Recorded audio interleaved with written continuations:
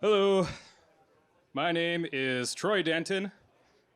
I'm a long-time listener, first-time caller to the Long Con. And it's a great privilege to speak to some of the brightest people I know in this room here. So thank you for having me, and thanks for sticking around to the end. Let's have a round of applause for lifelong learning.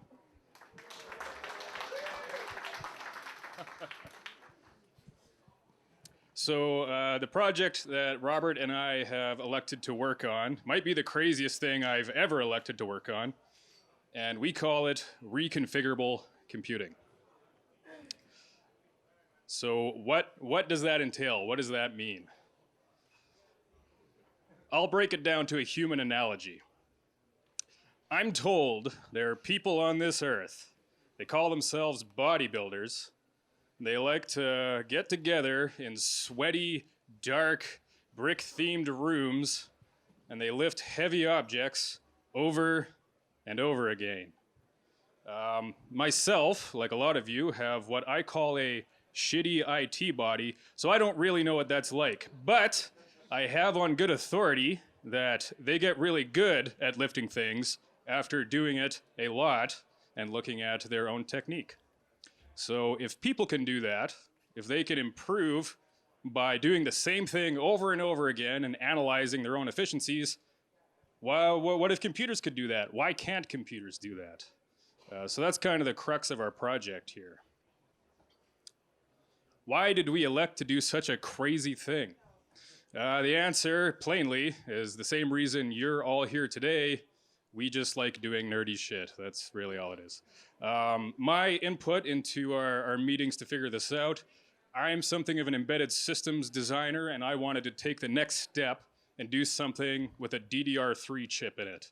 So branching into high-speed designs. That was literally my only criteria. And then Rob brought sheer madness to my plate, and I ate it up willingly. So we resolved to do basically the hardest thing we could think of, and we'll see how far we get. How might this work? For people who have used like Bitcoin miners and things like that, you might be familiar with a device called the Field Programmable Gate Array, or FPGA. What that is a gigantic chip that has a ton of logical building blocks inside of it that you can connect whichever way you like, and you specify that through software. On an intuitive level, it's like having a shitload of Lego, all crammed into a little chip to do your bidding. On the low level, you can use it to make arbitrary logic functions. So if you think back to electronics class when you did NAND gates and OR gates, XOR gates, that's all in there in varying forms. You can wire up arbitrary stuff. On modern devices, we have so many of these things that it becomes feasible to make a whole CPU in there or multiple CPUs. And that is, in fact, a common use case of these. In the way that CPUs run on a kernel, like a binary image, FPGAs similarly have their own binary image that tells it how to configure itself. When you power the device on, it goes to its SPI flash or whatever configuration storage you have, and it loads what's called a bit stream, which tells it how to wire up a CPU out of its individual little building blocks.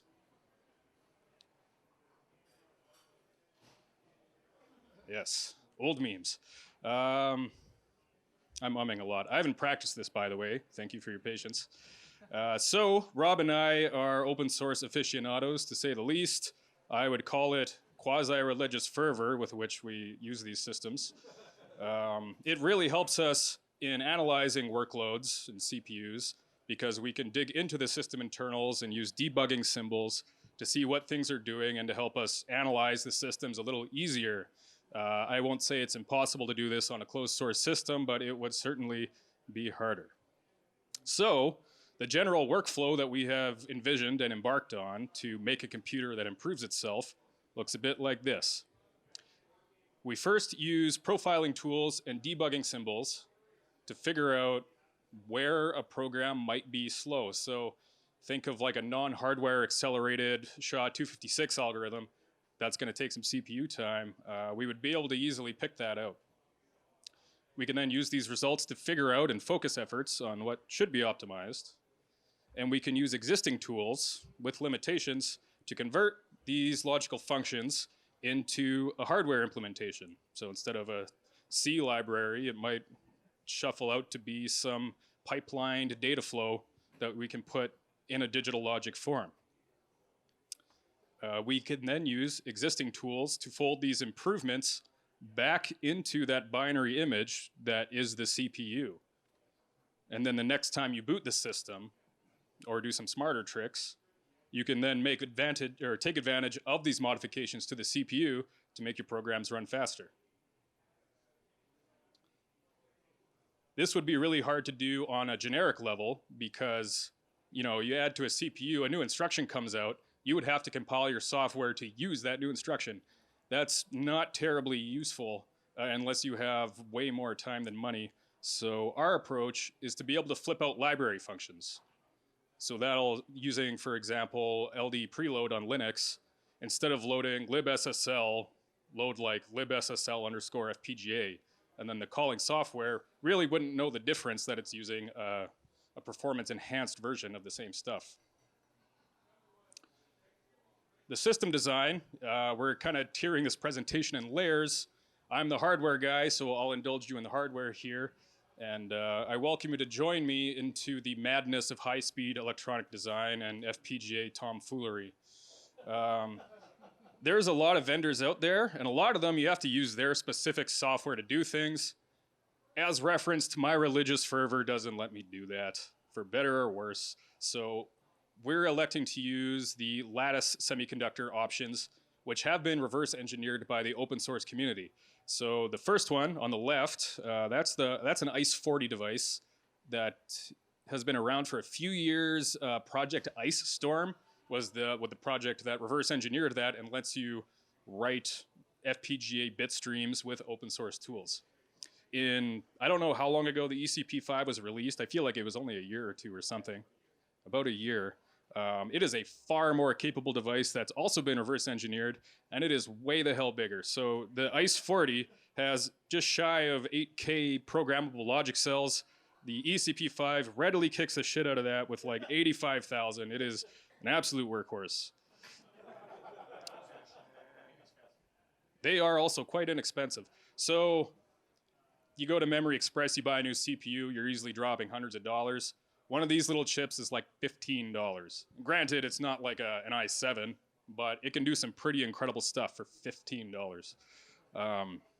So as most hardware projects begin, it's really hard to hit the ground running when you're just buying the chip. You got to make the motherboard and stuff. Like, you can't just wire things to it like an Arduino. This thing is like a very compact device. So you start life off in these projects with what's called a development board.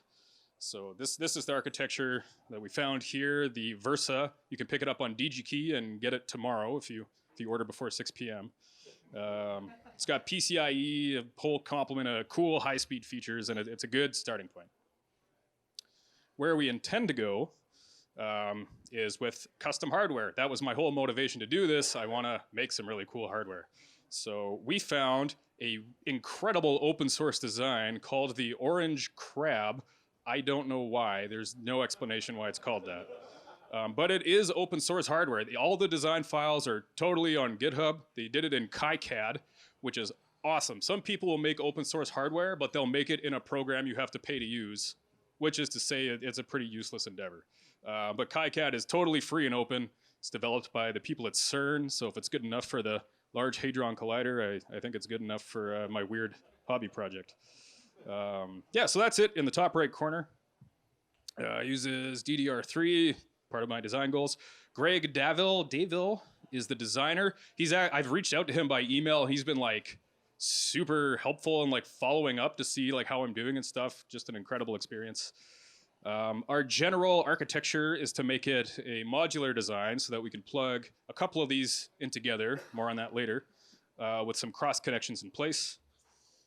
This isn't directly relevant to the project, but to manufacture these things, you'll notice, I can't zoom this in, but the ECP5, there's no pins around the outside.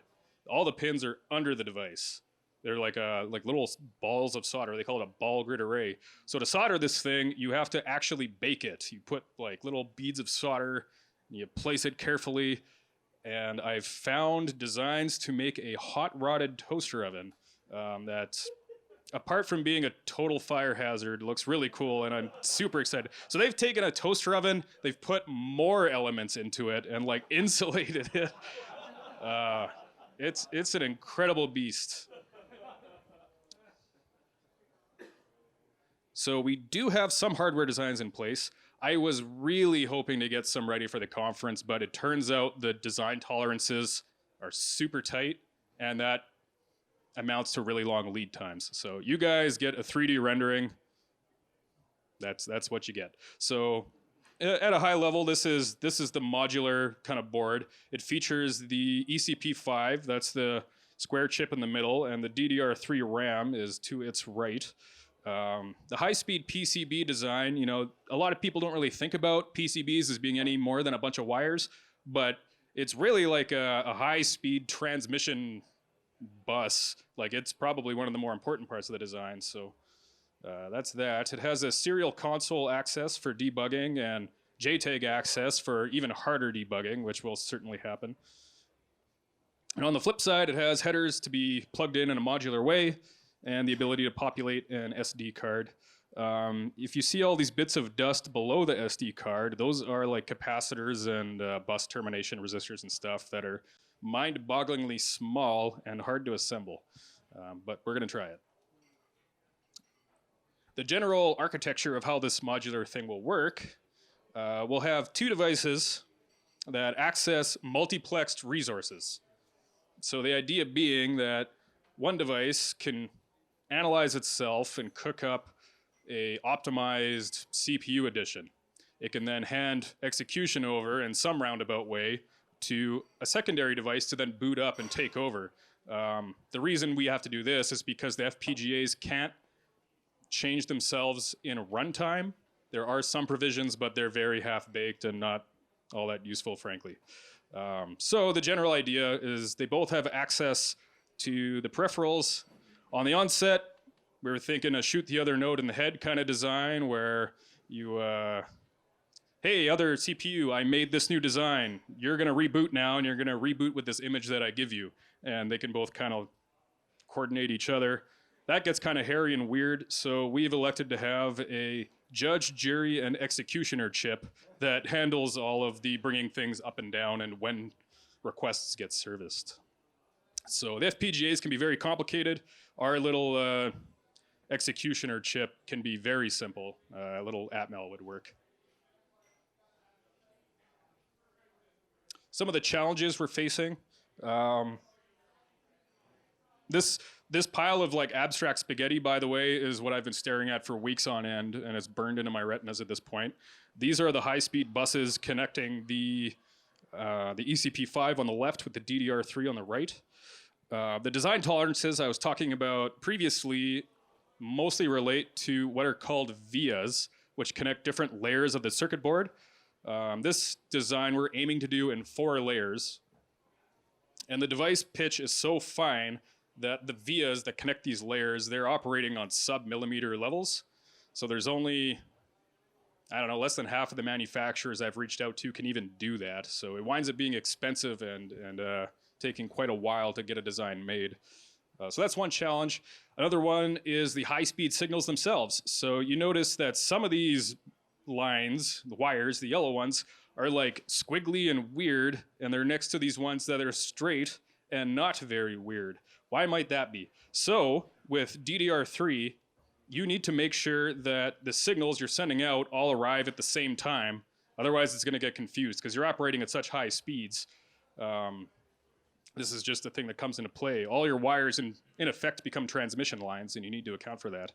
So that's been a challenge, and that's where the predicate work, the orange crab, has been very valuable because he's done most of the hard work already. He is brilliant, and I'm just playing with Lego at this point. Another challenge is like figuring out RAM controllers, how those work, and like other really domain-specific knowledge about how you make an FPGA link the RAM to the CPU you've put on it, for instance. And there are other challenges yet. Hardware is called hardware for a reason. It's really damn hard. In the top right, we have a BGA design that's actually less complicated than the one we're trying to do. You can imagine you'd have no hope in hell of soldering that on your own with an iron. Not to mention, they're very expensive to make these circuit boards. So like a 6-layer set of 5 boards is gonna run you easily in excess of $1,000. They're prone to exploding. I learned that in university, and probably I think I uttered the loudest F-bomb of my life when a board failed right before I was about to present it. Endlessly frustrating. I used to have hair before I got into computers. I don't anymore. And as well, a lot of this stuff ends up getting made in China, and I don't know why this always happens. Whenever I'm in a rush to get something from China, it's some like 3-week-long national holiday, and I'm just left dead in the water. It doesn't matter what time of year. They just cook them up whenever I need something, I think. I don't know. But they do it way cheaper than anyone else, so, you know, you give, you take. So that concludes the hardware. The next layer up is the gateware. So I was referring to a bit stream earlier, and that's how you get a CPU onto the thing. The general, and there's a number of tool chains that can do this. The free open source software way to do it, or the way we've elected to do it, is using the VEX RISC-V intellectual property. I realize IP usually has a different context at a security conference. I apologize, but that stands for intellectual property when you're talking about FPGAs. It's a little soft CPU that's open source. It can run Linux. It integrates nicely with a system called LaTeX, which is dangerously close to LaTeX, like the formatting thing. I don't like that name. It's designed in like a higher level hardware definition language called Spinal HDL. And it has a number of example projects that let you kind of hit the ground running, getting Linux working on this system. One of my favorite features is it lets you define hardware in Python. It's not turning your Python code into hardware, you're describing hardware in Python, and it's far and above easier than the technologies of yesterday. One of the predominant tools we end up using is Yosys, which will turn your Verilog into a bit stream, as well as next PNR. So PNR is place and route. When you have a device with like 90,000 spots where you can put something, you need to figure out where to put it, and this is a huge software project that figures that out for you. It has timing implications, so you need to optimize it. LaTeX is what's called a system-on-chip builder. So that essentially lets you take a CPU and glue stuff to it. Or it doesn't have to be a CPU, but in our instance, it is. And it's like an ecosystem that has a number of peripherals that you can use, like a PCIe interface, SD-RAM, SD cards, all kinds of stuff.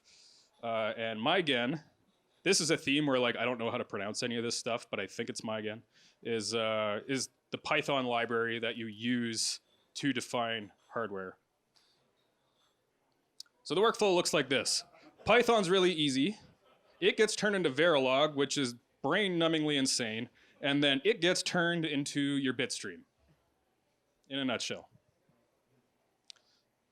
So that's how you build a module for the thing. When you build a system on chip, like something that has a number of peripherals, you're just taking the sum of all these modules, and LaTeX is more or less gluing them together in what's known as a system-on-chip synthesis. So that's laying some groundwork into how the space we're operating in anyways. Just gonna go over ways you might augment the CPU and why we elected to do it the way we have. The most trivial way to add something to your CPU, it'd be just like how you would use a graphics card, is to just add something on an external bus and then communicate with it. So conceivably, the CPU could generate a new, better CPU, send it off to its auxiliary one, and offload processing to it over an external bus, which is that'd probably work great for us, all things considered, but it's not the fastest option because it has to go off of the chip and talk to another chip, and that's when things kind of get hairy. The next most intrusive way would be an internal bus. So with this project, we've become aware of the Wishbone bus, which is a way to connect. It's like a USB bus in a way inside a chip, a system on chip. So it's a little faster yet than an external bus, but it's still, it's not the fastest you can get, but it does offer a great deal of flexibility, and it's designed to be easy to use to integrate different intellectual properties into your core. There's like a whole website full of stuff you can kind of pick and choose from. The next most intrusive way would be to kind of Frankenstein things into the CPU, and this is the way we've elected to do it.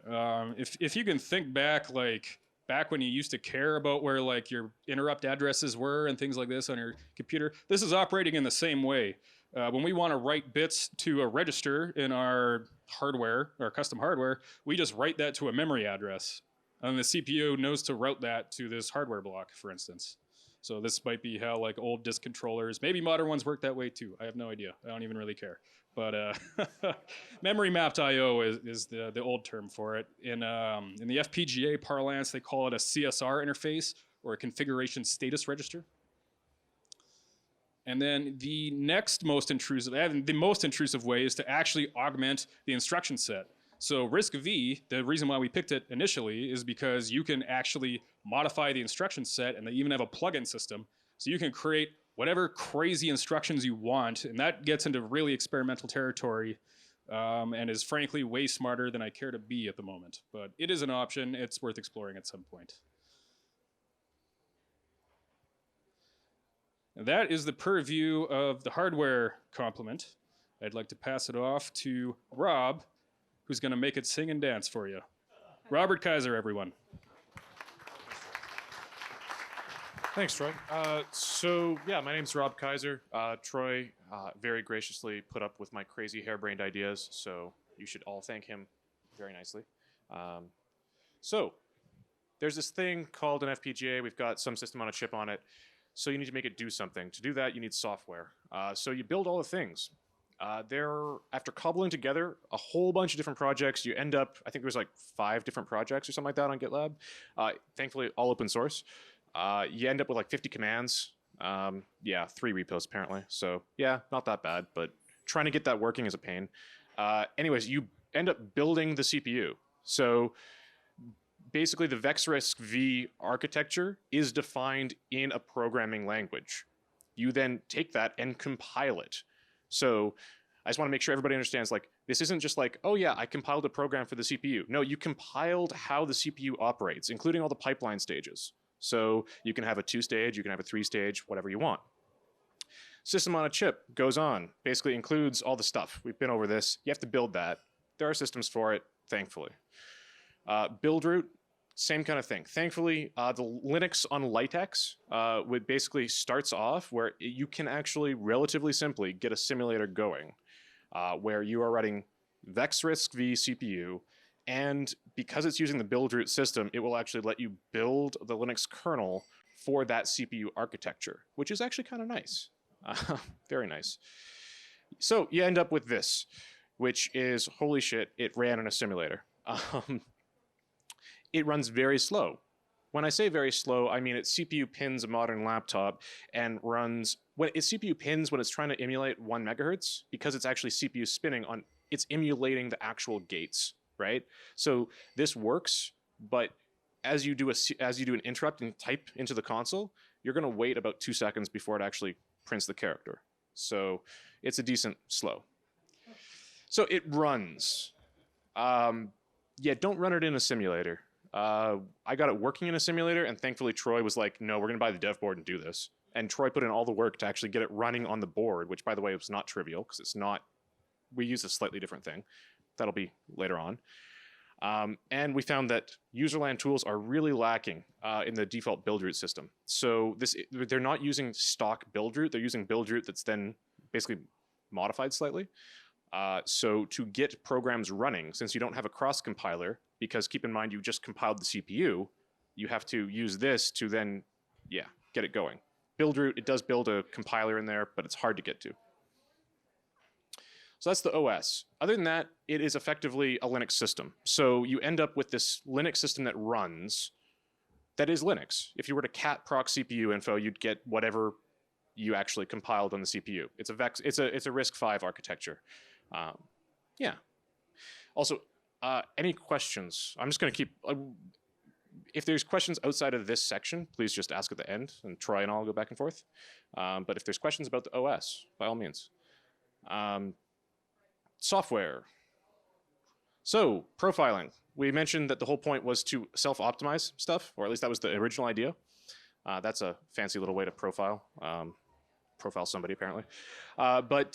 So basically it comes down to why. Why would we profile? So what's taking 100% CPU? If you're running OpenSSL and you've disabled the crypto extensions on your processor, you're going to see it in a massive for loop, a nested for, doing the crypto rotations inside the block cipher. So profiling's a pain without symbol lookup tables, as it turns out. And it really, really is limited. So it was not possible to do what we wanted to do without recompiling stuff. You could do it, but you end up getting assembly, and you end up getting basically obfuscated functions, maybe, if you're lucky. So gprof, some of you have probably used gprof. It's pretty standard. sprof is less standard, but it exists. Gprof is basically profiling. It's a thing. It runs. You can compile your program, you run it, and it gives you some stuff about it. And it runs not with, you have to recompile your program, basically, to make that happen. sprof, same thing, but it's for the library. So in our example that we wanted to start with, which was let's take, some program and let's have it call OpenSSL SHA-256, right? And say, here's the string, give me the SHA, give me the hash. To do that, it actually uses the OpenSSL library. Well, if I were to profile my program, great, it shows me that I made one call to a library, right? It doesn't actually help me. So you have to use sprof, which then, by the way, you have to recompile your library. So that's a pain. Yeah, so you have to recompile your library with debug flags. There's a thing called leg up. The website's down as of last week. It's a pain in the ass to get to it. It's out of U of T. I highly recommend University of Toronto, these guys. These are kind of cool stuff. It is basically LLVM. So LLVM backend specifically, where it will take arbitrary stuff on the front end and compile it to Verilog, which is kind of neat. So it, by default, compiles C to Verilog, which I can take an arbitrary C function and say, make it run. And it will go through a whole bunch of steps and optimize it using LLVM and then output Verilog. They do have a commercial offering as well. And they ship a VM appliance, or at least they did as of a week ago. And it's on the laptop and everything else, but it basically, you can run a VM and it has their entire toolchain on it, which is really handy because this is unbelievably complicated to get compiled from source. It's worse than doing the previous stuff because you're compiling a compiler. So the whole idea was to do SHA-256.c to .v, right? And then what we were going to do is basically black box that. So once we have this Verilog thing, we can say, okay, we're gonna box that, and then there's a way in which when we build the SOC, we can say, hey, include this little bit of thing, and then we define how that, basically at the wire level, which wires go to function pointer, like what the function signature is on the actual implementation there. So found the SHA-256 algorithm, then basically made a new example in the leg up system. So example is, yeah, they have Mandelbrot, which is nice, and a whole bunch of other ones where they say, hey, here's this C implementation of something, say a Mandelbrot system, where it recursively generates. Well, they have examples where you run make, and oh look, it outputs .v, which actually runs, which is neat. Yeah, it breaks pretty heavily as soon as you try and use something outside of it. So for people who can't see that, I'm just going to take a quick look. Yeah, sort of. Anyways, basically it did automatic dynamic labeling as part of the pre-processing step. And they did it with Perl for reasons passing my freaking understanding. They basically dynamically inspected C code and injected C code with Perl. It fails because there was in this SHA-256.c defined a function. And if you're familiar with C, you define a function inlined, and you use basically escape characters at the very end of the thing to keep multiple lines together. Well, it didn't. It failed. Because the Perl code was stupid and just injected some code and then didn't have. Yeah. Anyways, syntax broke. And then at the end of all this whole thing, this is what happens. So if people, I'm gonna see if I can't see that. Basically, yeah, LegUp does not support function pointers. I should have checked this first because it was about 2 weeks of my life, besides doing other stuff, that I found out that we can't do what we want to do because 9 times out of 10, an implementation of SHA-256 is going to have some kind of pointer because you've got initialization state on the block. And so it makes sense to keep that actually in memory and then just simply rotate inside that same memory. There are ways to do this without this. I tried to find one. It's not worth the time to hack it up, basically. So LegUp has severe limitations, in case people were wondering. Wanted to go over really simply some spinal HDL stuff. It was mentioned earlier. It's Scala and Python based, hacked up a little bit. It is Scala technically. There's MyGen, which is Python, and then they use together in LaTeX to create stuff. But basically it takes Scala, which is nice, and compiles it to Verilog or VHDL. Then you can go from there and simulate or synthesize. There's a term here called crossbars. That's sort of, well, technically the wishbone interface is sort of like a crossbar. You can make it into a crossbar, but you define all your buses, anything that is internal to a CPU. You would anything that is internal to a processor, which is not the same thing as a CPU, would go in there. So the basic goal that we tried to do is use a library to perform a task. Goal is to not modify the original program. Make use of LD preload in a way to overload the function. And then it's directed to hardware, right? So basically, dynamically create a user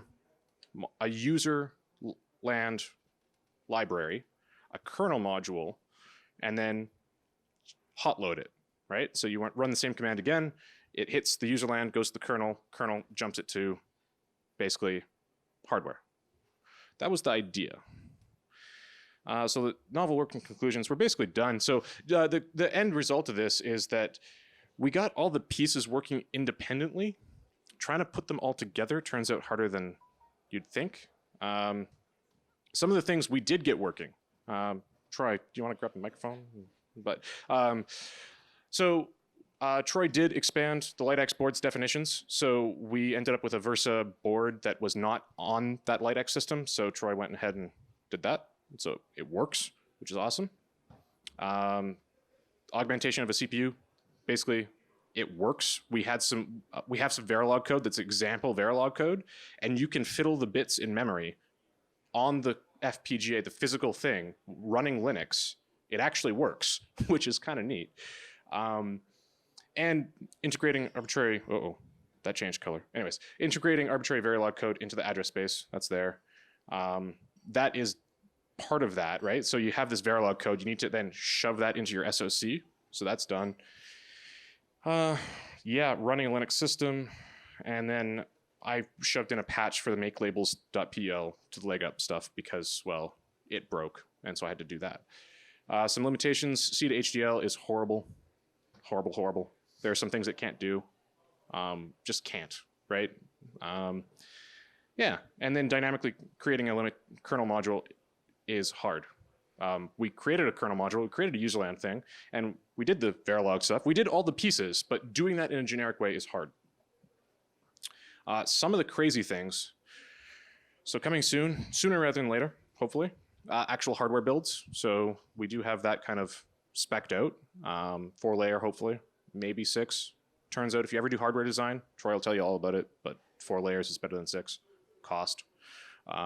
Shoot the other node in the head, maybe. We've got that chip that's going to be part of that. Toaster oven, automatic entire refactoring process. So this is basically, there's nothing in these steps that couldn't be automated. That's the end goal here, right? Encryption, SIMD processing. And then this is what really got us started on this. Hardware security. So this is a security conference. There's nothing saying you couldn't actually do this and then push out an SoC that ran. that actually has some stuff in it. So the kernel doesn't have access to it, right? Because you're defining the wishbone, because you're defining inside the processor, you could lock off areas of the processor so even the kernel doesn't have access to it and only has an interface to it. That would mean that you could basically shove DRM into it if you wanted to, or crypto tokens, or whatever else you wanted to do. You could put that in there and even root on that machine, real mode, Linux, whatever you want to do. You could reboot the OS, right? You could, I'm going to restart the processor and now run FreeRTOS on it. Well, FreeRTOS only has that interface to it. So you can separate out and have physical security in certain aspects, which is kind of cool. GNU radio blocks are kind of cool because they are defined in C++, but theoretically they're nice and isolated, so you could optimize that really easily. Self-optimizing computer is what really we wanted to do. That's hard to do. And then you could have some real fun by messing around with the ISA. Because you're defining the ISA, there's nothing saying you couldn't create a random ISA instruction, recompile LLVM to include that instruction, and then suddenly you've got a new tool chain which has a custom ISA. And you could keep doing that. There's nothing saying you couldn't just let that run, which means that you've got a self-optimizing compiler and operating system and program space that just self-optimizes, which is freaking cool. That was about it. I think Troy and I are going to stick around and answer any questions if anybody has some. Oh, crap. Oh, no, I wasn't prepared for this. Oh, no. Yeah, so, yeah. Who put up their hand first? Let's go with the far, yeah. Basically, you took a bunch of complex systems, got them to work together, and that's where you ran some challenges. How did you test? Did you test each step? Because consider it's a hobby project. How rigorously did you test each piece? Okay, so the question was, we took some complicated stuff and made it all work sort of together. How did we test it, if we did? Test each individual piece, yeah. So the answer is, yes, we did test each individual piece in the sense that, for example, a kernel module, you can test that it loaded by, printing something to the kernel log. The Verilog code, you compile it, you've got a .v file. The SOC stuff, we put this on an FPGA. We put this on a physical thing. It's at Troy's house. We just didn't want to do an SSH tunnel to a serial console to a different machine to then, it was a pain in the ass to show live demo. But we actually did this, and the result was with a Linux kernel running on a dev board, Troy fiddled some bits, and then that actually was properly represented the code that we had defined in a different module on Verilog. So we tested all the bits. We just didn't test them all end to end because that's difficult. Did you guys look at Arduino? The question was, did we look at Arduino? Yeah, they've got operating systems already pre-made. Yeah, so there are operating systems pre-made for an Arduino that specialize in it. This is trying to solve a deeper hypothetical madness problem. So this is defining, instead of using an Arduino, this would be, an Arduino works where it has a processor, and that processor is rather simplistic. We are augmenting and messing around inside that processor. That was the goal. Yeah.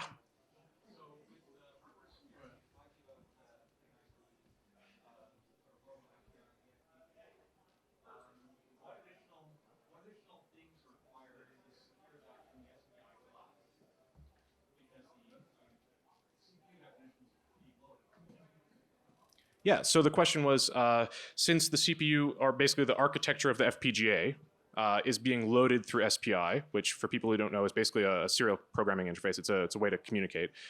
When the FPGA boots up, it tries to load what the gate should be. And the question was specifically related to if somebody was going to use a secure DRM or crypto keys segment so that even the kernel that's running on the chip can't get access to it, how would we make that secure?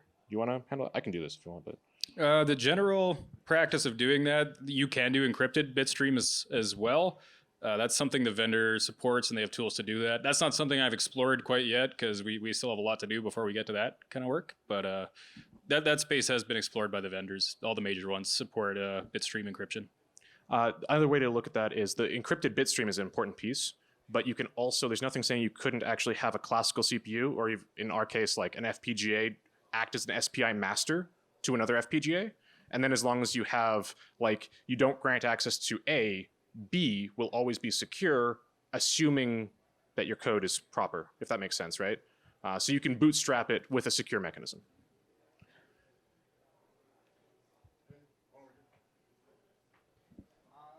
What are you on and are you sharing? What am I on and am I sharing? I don't know. I'm on a lack of sleep, and you're welcome to as much as you would like. There you go. All right, we'll be around. Thanks, everybody. One last question. Modifying my question just for your talk. Who would be the stars of the biopic about this project? Or Hollywood to produce it? Who would be the stars of the biopic of this project to produce it? Man, I want to squeeze like Mark Wahlberg in there for no real reason other than I think he's just a crazy guy. I don't know. He would play both of us. That would be the trick. That's awesome. Awesome. Thank you very much, guys.